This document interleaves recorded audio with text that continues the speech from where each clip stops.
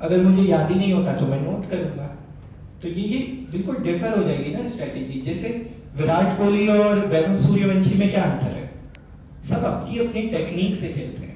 रोहित शर्मा का pull shot अच्छा है तो विराट कोहली का कवर ड्राइव, धोनी का हेलीकॉप्टर, सब अपने अपने जोन में खेलते हैं, तभी वो अच्छे अच्छे प्लेयर्स हैं। मेरा आप लोग कॉपी नहीं कर सकते। आप लोगों को अपनी प्रॉब्लम आइडेंटिफाई करके अपने ओन यूनिक सॉल्यूशंस खोजने पड़ेंगे, जो कि कल को आप अपनी किताब लिखेंगे तो उसमें लिखिएगा उनको। प्लीज प्लीज पूछिए। इंटरव्यू के लिए कैसे अप्रोच करना है, तो अभी से करें या फिर? हाँ बिल्कुल। देखिए ये जो एग्ज़ाम है ना, जब तक आपका मेंस होता है तब तक आप बहुत अलग इंसान बन चुके होते हैं। तो आप अभी और तब जब आप खुद को कंपेयर करेंगे तो आप बिल्कुल अलग होंगे। इसलिए अभी से इंटरव्यू की तैयारी होती ही नहीं है एक्चुअली। एक्चुअली वो पर्सनैलिटी टेस्ट है, तो पर्सनैलिटी हमारी अपने आप इवॉल्व होगी। जैसे मेंस का आप दे दोगे ना पेपर, उसके बाद जो महीने बचते हैं तब अपन पर्सनैलिटी टेस्ट की अच्छे से तैयारी करते हैं। उसकी अलग स्ट्रेटेजी है, कभी समय मिलेगा आप उधर पहुंचिए, उसके बाद अपने आप पता चल जाता है आपको अब क्या करना है। तो अपन को स्टेज वाइज प्रिपरेशन एक्चुअली करनी पड़ती है। और सर जैसे अभी रेगुलर क्लास अटेंड कर रहे हैं, तो मतलब इसके अलावा और क्या अगर रिवाइज कर रहे हैं, मतलब एक रूटीन क्या होना चाहिए? ठीक है, तो मेरा क्या रूटीन रहता था, मैंने जून में शुरू किया था, एक्सक्यूज मी। तो सुबह मेरी ऑप्शनल की क्लास रहती थी 11 बजे से 1 बजे तक। तो मैं 6 बजे उठ जाता था, उठ के मैं ऑप्शनल पढ़ता था और न्यूज़पेपर पढ़ता था। इतनी देर में 10 बज गए, रूम गया, दूध वूध पिया, ब्रेकफास्ट किया, फिर ऑप्शनल की क्लास चले गए। ऑप्शनल की क्लास करने के बाद अब मेरे पास 2 बजे से 5 बजे तक का समय है, क्योंकि शाम को 6 से 9 जीएस की क्लास होगी।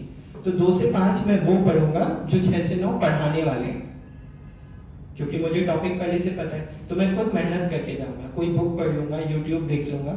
जैसे न्यूक्लियर फिजिक्स पढ़ाने वाले हैं अगर वो कि कैसे कहाँ कहाँ पे न्यूक्लियर रिएक्टर्स हैं, ये सब तो मैं पहले से पढ़ के जाऊंगा। वो पढ़ने के जाने के बाद 6 से 9 वाली जो क्लास होगी वो बड़ी लाइट लगेगी मुझे, तो वो मैंने कर ली।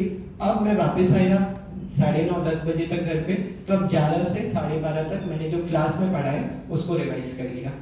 तो मैंने आज का टॉपिक दोपहर के 2 बजे से रात के 12 बजे तक पढ़ा है। तो वो लगातार मैं 1 साल हर टॉपिक को इतना टाइम दूंगा तो अपने आप याद हो जाएगा। सुबह मेरा ऑप्शनल चल ही रहा है। तो सर मतलब अल्टीमेटली जितना आपका पूरा दिन का रूटीन है, जो जो क्लासेस लगी आपने स्पेसिफिकली उसी का करना है? हाँ जी, मॉर्निंग है? हाँ जी, हाँ जी। अलग से क्या बोलते हैं, क्या अलग से कुछ टाइम निकाल के थोड़ा, आई डोंट नो। अच्छा, अलग से कैसे टाइम बचेगा आपके पास? नहीं, मुझे जानना है क्योंकि मेरे पास अभी कुछ समय बच रहा है, मैं भी ये क्वेश्चन पूछने वाली हूँ। ठीक है। क्लास हो रही होती है एंड मुझे आइडिया नहीं कि मुझे पढ़ना क्या है, क्लास का पढ़ लिया, रिवीजन कर लिया, अब तो समझ ही नहीं आ रही कि कहाँ से शुरू करूँ, कहाँ करूँ। हाँ, तो इस समय आप वो लिख सकते हैं आंसर राइटिंग। आंसर राइटिंग तो आप जितना करेंगे उतना कम है ना। मतलब आपको 12 घंटे मिल जाए वो भी कम होते हैं आंसर राइटिंग के लिए, 2 घंटे मिल जाए वो भी कम है।